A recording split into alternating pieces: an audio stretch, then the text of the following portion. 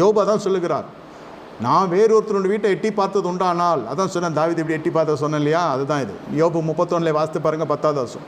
ஏன் மனைவி வேறு ஒருவனுக்கு மாமரைப்பாலாக வேறொரு அவள் மீது சாய்வாளாக என்று எழுதப்பட்டிருக்கிறது. இதே தவிர எங்கள் வீட்டில் நடக்கும்.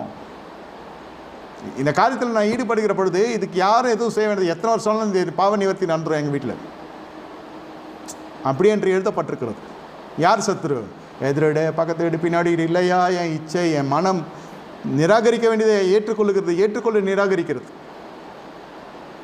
இப்போ புரிகிறதா கொம்புகளுடைய பலன் என்னன்னு? காண்டாமிருகம் அப்படி முட்டி தள்ளிடும்.